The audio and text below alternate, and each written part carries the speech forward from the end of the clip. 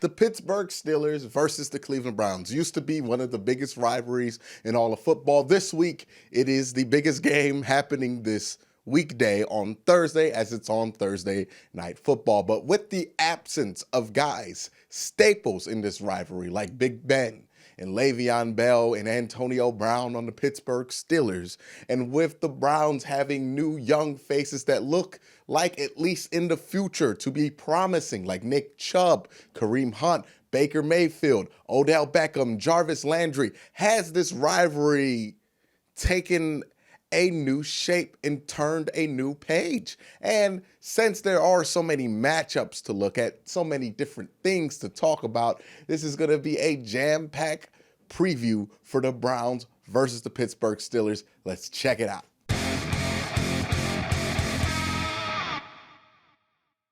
All right, so we're going to start this, like we always do, with some of the key storylines / matchups. And the first one I want to talk about is the strong Steelers secondary versus the Browns wide receivers. On paper, this should be a fantastic matchup between two titans of units. The Pittsburgh Steelers secondary, since getting Minkah Fitzpatrick, has been a completely different animal. They rank 6th in DVOA. They are dominant. They get a ton of turnovers, tip balls galore. They do their thing. And the Cleveland Browns on the other side should be as dominant as the Pittsburgh Steelers are, with Odell Beckham and Jarvis Landry and Rashard Higgins. No tight ends right now because David Njoku's injured, who might come back next week against Miami.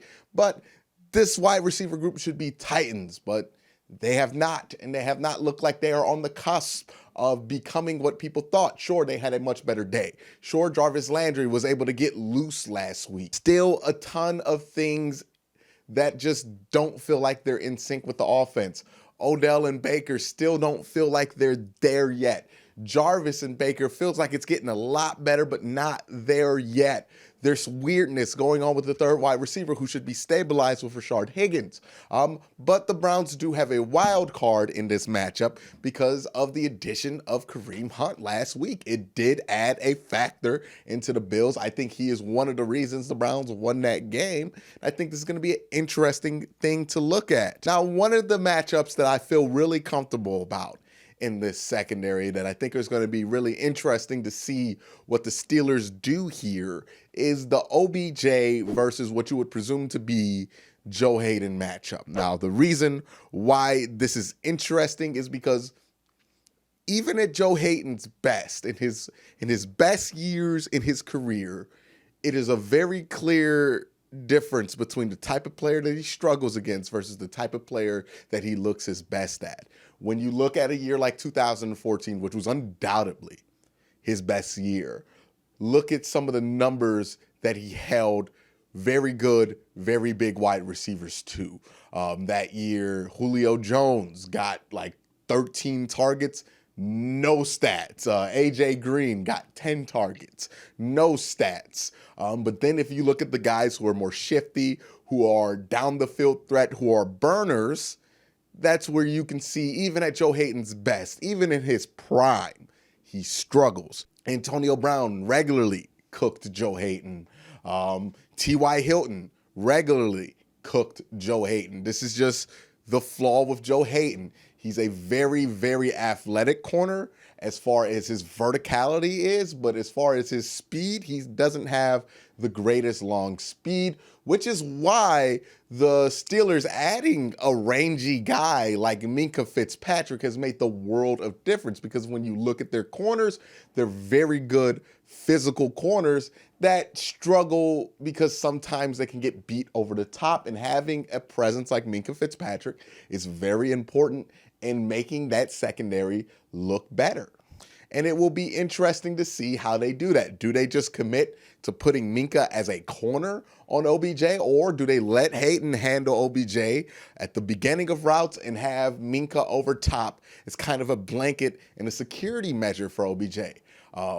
Either way, I think it's a win for the Browns, because as long as you keep Minkah out the middle of the field, that is a win for the Cleveland Browns offense, because Minka has such an eye for the ball and a nose for the ball that any of those tip balls that happen in the middle field can turn into turnovers, can turn into pick sixes.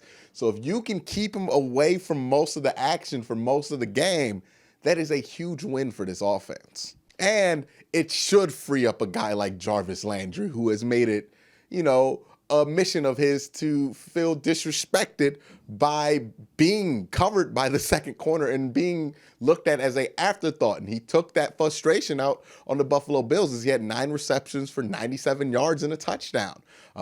So it's going to be an interesting matchup to see how the Steelers choose to handle that. Do they just let Hayden go one-on-one and let Minka stay in the middle of the field? Because if they do that, I like Odell's one-on-one matchup there with Hayden a lot. I think you can get a lot out of that. Do they let Minka beat a blanket for Hayden and kind of take him out the game? Then I like what you can get with Jarvis on the other side and with Kareem Hunt. Or do they put Minka as a corner and use some of their depth in the secondary to fill in over top, which can be an intriguing thing, but it might be a waste of Minka Fitzpatrick. It's going to be an interesting thing to see how this defense tries to handle the Browns offense when it comes to especially that 2 running back set that they put out against the Bills.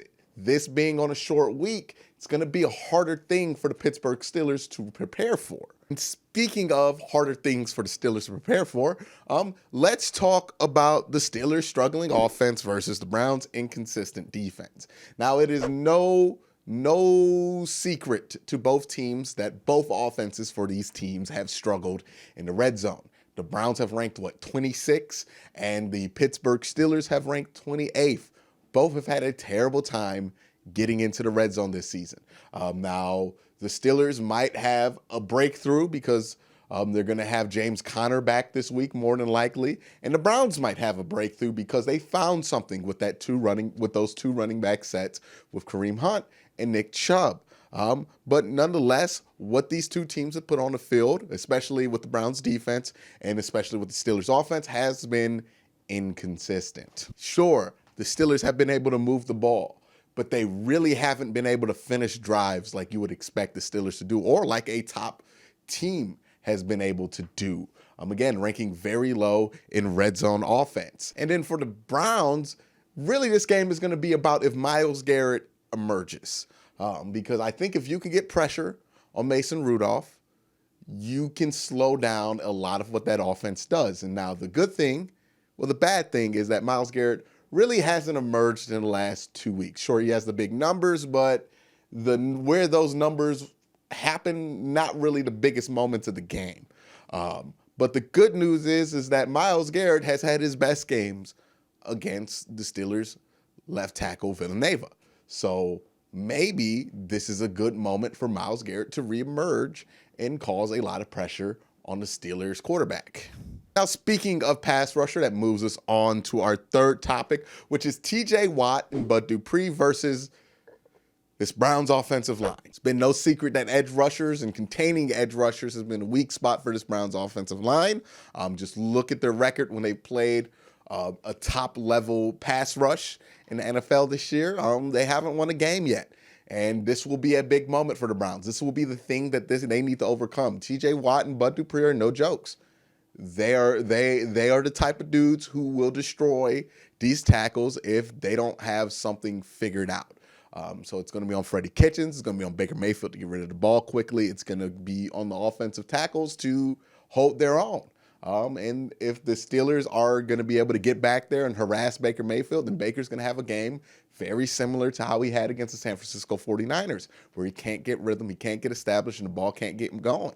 But if they can give Baker just a little bit of time, let him do things, open up things in the run game, so when they pass rush, they have to be hesitant and worried about the run. I think this week's a great week for a lot of play action stuff if you're the Cleveland Browns. But no doubt, handling TJ Watt and Bud Dupree is a top priority for this offense and this game plan coming into this game. Now, the fourth thing that you want to look at is Kareem Hunt's fresh legs. Kareem Hunt was suspended for 8 games, came back last week, was able to knock some of the rust off, and he looked pretty good. So since that is the case, you would assume that Kareem Hunt will probably have the freshest legs of anybody in Berea or on the football field on Thursday. So I think while Nick Chubb's great and while you're going to plan on using Nick Chubb, this is an opportunity to get Kareem Hunt more involved as a running back. We saw a lot of involvement as him as a hybrid kind of fullback, running back, wide receiver last week. I think we're going to see Kareem Hunt just get more pure touches out the backfield because he is going to be the fresh guy. He is going to be the guy with the fresh legs. He's going to be the guy with the energy. And I think that's going to make a world of difference. So let's look at the injury report for the Browns and Steelers game. For the Browns, same old story. Ricky Seals-Jones is day-to-day. Same thing with Olivier Vernon, who I don't think is going to play, but he's listed as day-to-day. And Eric Murray is going to be out. Freddie Kitchens confirmed that today. And then for the Steelers, they have a lot of people here. Some of the key guys are Benny Snell, who's not going to play. Roosevelt Nix, most likely not going to play. So Steelers have a few injuries, not a ton of key injuries. I mean, Ramon Foster's there, but it seems like Ramon Foster's is going to play. So, the injury report coming into this Thursday night game may not be a big deal. Obviously, Olivier Vernon is a big factor, but Chad Thomas didn't look terrible replacing him in that role. So I don't know how big the drop-off is there necessarily. All right, now let's look into the biggest problem / weakness for each team. And for the Steelers, it's going to be that red zone offense. They have the 28th ranked scoring red zone offense. The Browns have like the 26th. So as bad as the Browns have been, statistically, Steelers been even worse. Now they're getting their starting running back. So that might be a big factor. They're getting their guard back. That might be a big factor, but still, they've struggled there. The Browns have struggled there too. The difference is that the Steelers, I think, are going to be playing, I think the Browns are like the 22nd ranked red zone defense, and the Browns are going to be playing the number 10 red zone defense. So if they want to get that monkey off their back, if they want to get these red zone woes behind them, if you're the Cleveland Browns, this is going to be kind of a big kind of XL moment. If you can get in the red zone and score against the Steelers, you feel like you could do it against anybody. I think that starts to build confidence. I think the Browns are going to have some confidence built up from the Bills game, and they're going to continue to get some confidence going. And then as far as the Browns go on defense, they got to be more consistent. They got to start making tackles. Since the bye week, this Browns defense has really been missing tackles at a very high rate, and that's caused a lot of the inconsistency. And it doesn't look like this defense is just playing with a ton of confidence. They played with confidence earlier. Now they're not. You can see a lot of tip ball plays that they're not making. When you look at the Browns and the Steelers defenses, you really see the impact that confidence has, because with Minkah Fitzpatrick, this Steelers defense is playing with so much confidence that they are getting almost every loose ball play that there is. For the Cleveland Browns, they're playing with no confidence on defense, even though they have the talent to play with that confidence. And you can tell because they don't get the tip ball interceptions. When the ball gets fumbled by Josh Allen, they're not the ones who recover it. They're not confident. They're not making the plays. That's the difference. The Steelers are making the plays, getting the turnovers, and making that impact, while the Browns are coming up with a lot of close calls. So that has to be the difference for the Browns. They got to get more confident, and they got to make more of those plays. But that's not the biggest weakness for the Browns. The biggest weakness for the Browns is going to be this offensive line. And it's going to be tested. TJ Watt, Cameron Hayward, and Bud Dupree have been no strangers to getting in the Browns' backfield. They know how to do it. They've done it for a while, long enough now. And if the Browns don't protect, if they can't keep these guys off of Baker Mayfield, then they're not going to have a great chance at winning this game. And while I don't think the line's going to get magically better, I think if you're Freddie Kitchens, one of the ways to do this is to, one, have a presence running the ball and be able to move that ball by the run game, which gives the pass rush a little bit of hesitancy, and also use some play action, try to try to get the ball out of Baker's hands quickly. Help your quarterback out. Don't allow the pass rush to become the main storyline of the game, because if you do what you've been doing against teams like Buffalo, who don't have the greatest pass rush in the world, then it's gonna look like San Francisco all over again. So, hopefully the Browns have something figured out for that. Hopefully they have a good game plan, and hopefully they can find a way to nullify this pass rush. All right, now we're going to jump into the win criteria. And for the Steelers, pretty simple win criteria. They got to grab the turnovers, continue to play with confidence, grab those turnovers. The running game has to produce for the Steelers. I don't think Mason Rudolph's going to be able to do this on his own. And I think the more he passes, the more Myles Garrett is going to get back there in the backfield. And also, they have to take advantage of the tight ends. The Browns have not stopped the tight end this season, have not done a good job against tight ends at all. And I don't think they're going to solve that problem anytime soon. So if you're Mason Rudolph, quick passes to your tight ends, you probably get 5-7 yards every time, because the Browns have been giving it up. Even against Buffalo, they gave up a ton of open yards to the tight end, and those were just the ones that Josh Allen found. There were a ton of plays there that Josh Allen didn't find to his tight ends that were wide open. So that's going to be a key thing for the Steelers' game plan there, is to take advantage of those tight ends, because they're going to get open against the Browns. Now, if you're the Cleveland Browns, your win criteria is to get Kareem Hunt even more touches on a short week. You're going to want to get Kareem Hunt involved. You're going to want to use Kareem Hunt as a runner, as a receiver. You want to use Kareem Hunt a ton, because he's going to be fresh. Nick Chubb has been carrying this offense on his back all season. He might be tired if he has to play on a short week. Kareem Hunt, on the other hand, has been resting and watching Nick Chubb carry this offense. So maybe he should take a little bit more of the load than he did against Buffalo. I think that'd be smart. I think that'd be something that could hurt the Steelers, and I think that's going to be something that's going to be good for this offense if you establish both running backs as top-tier level threats. The next key is going to be test the Odell versus Joe Hayden matchup. Something tells me that Mike Tomlin, through all of his rhetoric in the offseason, he's not going to respect Odell Beckham. He's not going to take Minkah Fitzpatrick out the game and put him in as a kind of a blanket and a security thing for Joe Hayden. Something tells me that Mike Tomlin's going to play Minkah like he always does, which means you're going to have a one-on-one matchup with Joe Hayden for a good amount of this game. If that is the case, you got to test that. You got to take advantage of that. You got to see if Odell can beat Joe Hayden,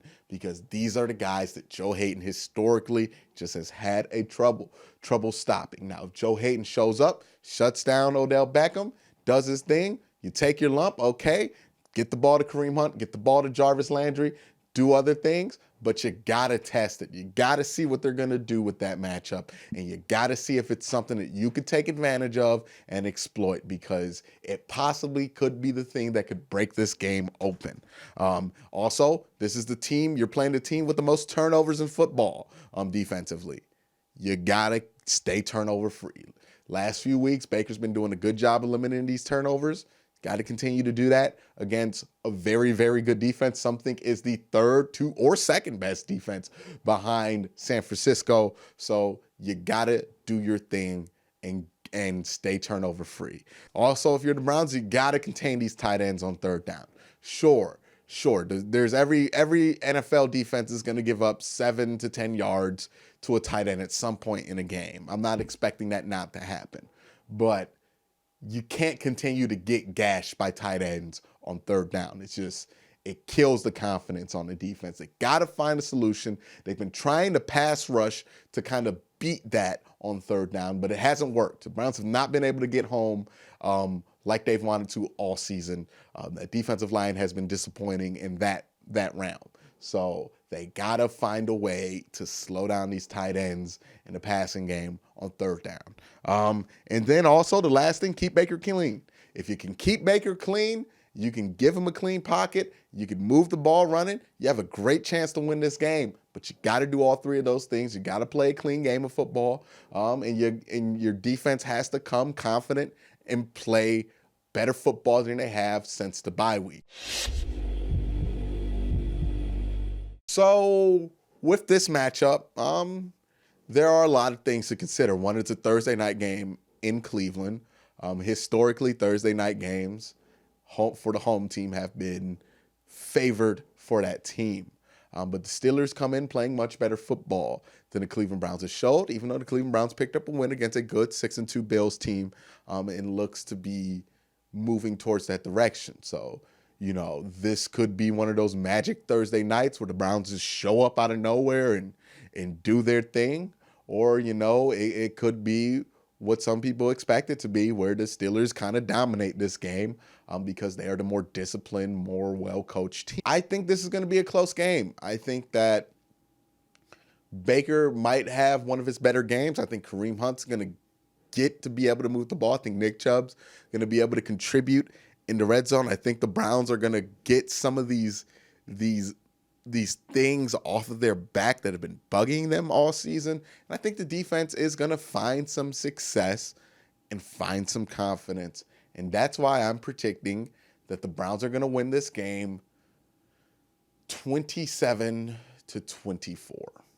But that's my thoughts on that. Let me know what you think down in the comment section down below. Who do you think is going to win the game? Do you think I'm crazy? Let me know. But that's it for this video. If you like what I do here, hit that like button, hit that subscribe button, ding that notification bell so I can be notified so you can be notified every time I upload. But that is it for this video. Thank you guys for watching. Have a great day. Have a good night.